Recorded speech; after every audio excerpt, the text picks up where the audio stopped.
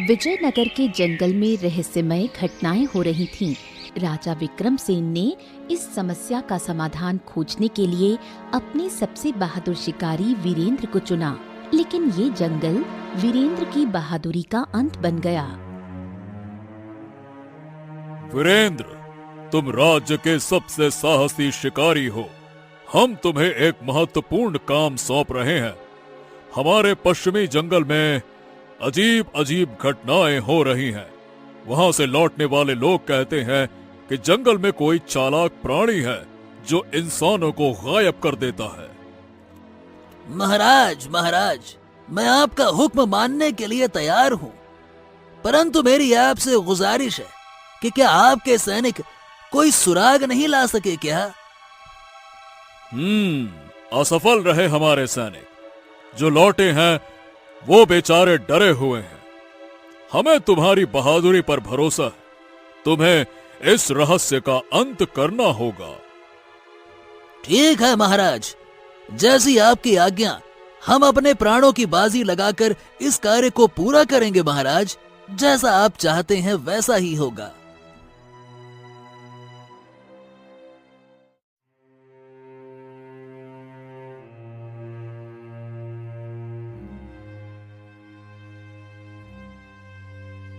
आज तुम्हें दरबार में इतनी देर क्यों हुई? क्या राजा ने कोई आदेश दिया? हाँ सुमति, मुझे राजा ने एक विशेष कार्य सौंपा है। पश्चिमी जंगल में जो रहस्यमयी घटनाएं हो रही हैं, उनका पता लगाने के लिए मुझे जंगल जाना होगा। तुम जानते हो कि मैं गर्भवती हूँ। मुझे तुम्हारी जरूरत है और तुम्हें अब इस तरह खतरनाक जगहों पर नहीं जाना चाहिए।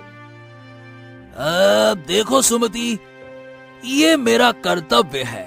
राजा और राज्य का मुझ पर भरोसा है। मैं नहीं जाऊंगा तो कौन जाएगा भला? अगर तुम्हें कुछ हो गया तो हमारा बच्चा तुम्हें पिता के रूप में खो देगा। सुमति, ए सुमति, मैं वादा करता हूँ रे, मैं तेरे पास लौट के आऊंगा। और देखना, हमारी संतान को मुझ पर गर्व होगा रे। नहीं, ऐसे नहीं रोते सुमति, है ना? शांत हो जा।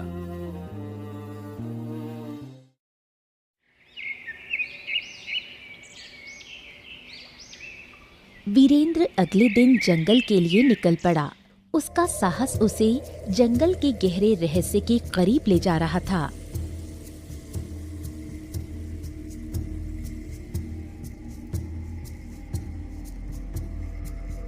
कौन हो तुम और यहाँ क्या कर रहे हो? मैं राजा विक्रमसेन का शिकारी हूँ और इस जंगल में रहस्य का पता लगाने आया हूँ। तुम कौन हो? ये जंगल तुम्हारे लिए नहीं है बेटा। यहाँ आने वाले वापस नहीं लौटते। सुनो, मैं तुम्हें चेतावनी देता हूँ, लेकिन अगर तुम अड़े हो तो भैया जाओ। तुम्हारा सामना अदृश्य शक्तियों से होगा, ध्यान रखना। ऐसा है कि मैं किसी से नहीं डरता। मेरा काम है सच्चाई का पता लगाना, और वो मैं करके रहूंगा।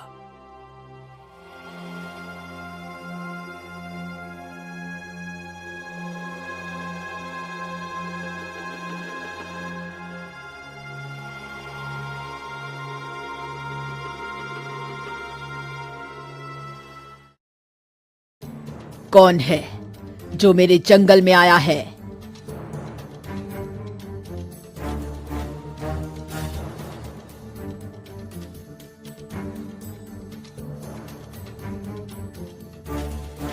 मैं राजा विक्रमसेन का सैनिक हूँ और मैं तुम्हारी चालबाजियों का अंत करने के लिए आया हूँ, समझे? तुम्हारा राजा भी कमजोर है और तुम भी।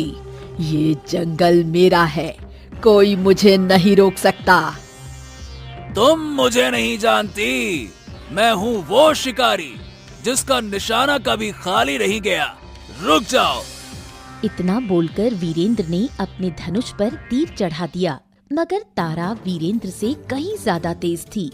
अगले ही पल तारा की आंखों से रंग बिरंगी रोशनी वीरेंद्र के शरीर पर पड़ने लगी और उसके शरीर में आग लग गई।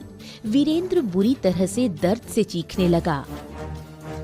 निशाना तो तुम जब लगाते जब तुम मेरे वार से बच पाते। तुम्हें उस मूर्ख राजा की बातों में नहीं आना चाहिए था।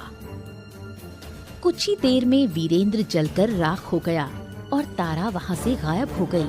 जब वीरेंद्र कई दिनों तक वापस नहीं आया तो राजा विक्रम समझ गया कि वीरेंद्र अब संसार में नहीं रहा। राजा विक्रम गहरे दुख में डूब गया।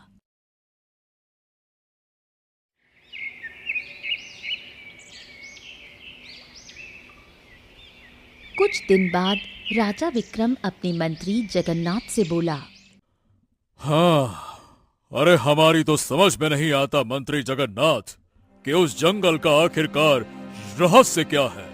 उस जंगल की वजह से हमने अपने प्रिय साथी, जो कि एक बेहतरीन शिकारी था, अरे उसे खो दिया है।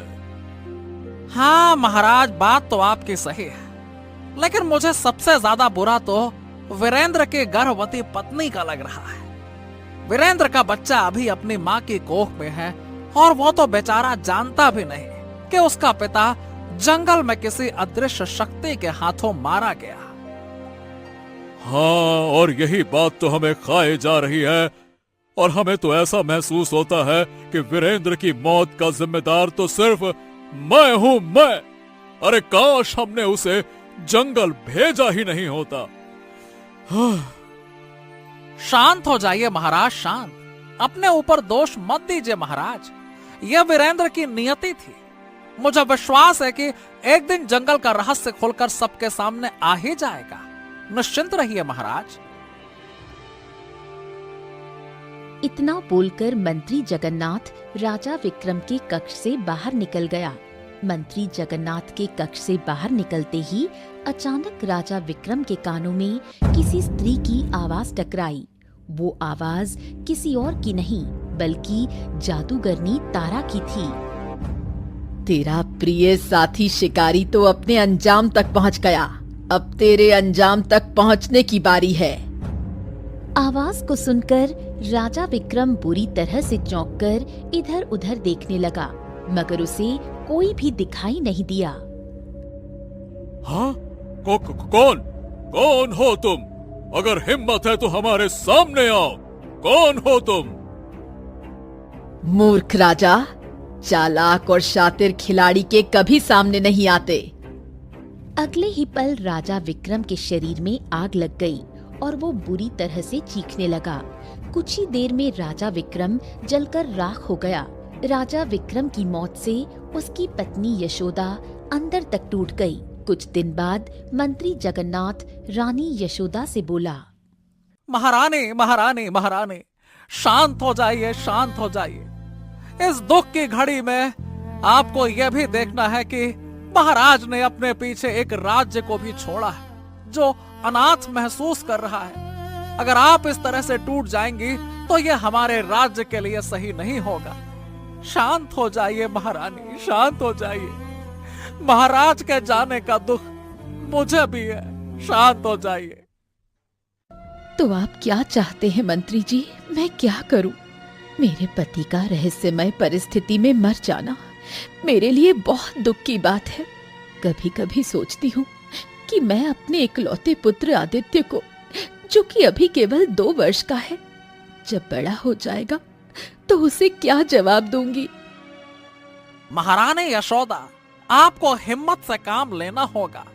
मत भूलिए कि महाराज का प्रिय साथी वीरेंद्र शिकारी भी जंगल में रहस्यमय परिस्थितियों में मारा गया। उसकी पत्नी भी गर्भवती है। उसके बच्चे ने तो अभी इस संसार में जन्म भी नहीं लिया। उसकी पत्नी के दिल पर भला क्या बीत रही होगी, यह भी सोचिए। मंत्री जगन्नाथ की बात सुनकर रानी यशोदा मंत्री जगन्नाथ की ओर गौर से देखती हुई बोली, मैं आपकी बात का मतलब नहीं समझ पा रही हूँ मंत्री जी। आप कहना क्या चाहते हैं? साफ साफ बताइए। महारानी, राजा विक्रम के बाद सिंहासन खाली है और खाली सिंहासन दूसरे राज्यों की नजरों में बहुत जल्दी आ जाता है। आपका पुत्र राजकुमार आदित्य अभी केवल 2 वर्ष का है और राजा विक्रम का कोई भाई भी नहीं है। मैं चाहता हूं कि आप स्वयं सिंहासन की बागडोर संभाल लें महारानी। ये सुनकर रानी यशोदा बुरी तरह से चौंक पड़ी। ये आप क्या कह रहे हैं मंत्री जगन्नाथ? इस तरह से चौंकिए मत महारानी। और महारानी, मैं सही कह रहा हूं, आपको सिंहासन की बागडोर संभाल लेनी चाहिए। मुझे विश्वास है कि आप राज्य को राजा विक्रम की तरह बहुत ही कुशलता पूर्वक चला सकती हैं। इतिहास गवाह रहा है कि जब भी किसी रानी ने सिंहासन संभाला है तो उसने इतिहास ही बनाया है। निश्चिंत रहिए महारानी। मंत्री जगन्नाथ की बात सुनकर रानी यशोदा गहरी सोच में डूबती हुई मंत्री जगन्नाथ से बोली। ठीक है मंत्री जी, अगर मेरी नियति में यही लिखा है तो यही सही।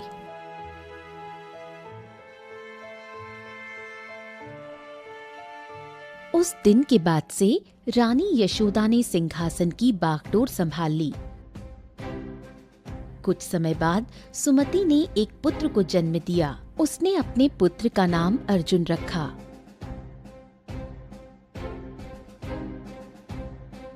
समय बीतने लगा। अर्जुन अपने पिता वीरेंद्र की कहानियां सुनकर बड़ा होने लगा। 10 वर्ष की आयु में अर्जुन ने अपनी माँ से अपने पिता के बारे में पहला सवाल किया। माँ, सब कहते हैं कि मेरे पिता बहुत बहादुर थे, लेकिन वो हैं कहाँ? वो कभी वापस क्यों नहीं आए? तुम्हारे पिता वीरेंद्र इस राज्य के सबसे बहादुर शिकारी थे। राजा विक्रम ने उन्हें जंगल की रहस्यमयी घटनाओं का पता लगाने भेजा था, लेकिन वो कभी लौटकर नहीं आए। जंगल? क्या हुआ वहाँ? मैं नहीं जानती। इस जंगल ने तुम्हारे पिता को मुझसे छीन लिया। माँ, मैं बड़ा होकर ना जंगल जाऊंगा। मैं पिता की मौत का कारण ढूंढूंगा और उनकी तरह बहादुर बनूंगा, देख लेना। अर्जुन अपने पिता की बहादुरी को आदर्श मानकर बड़ा होने लगा। 18 वर्ष की आयु में वो एक साहसी और कुशल योद्धा बन चुका था। उसने ठान लिया था कि वो जंगल जाएगा और अपने पिता की मौत का रहस्य सुलझाएगा।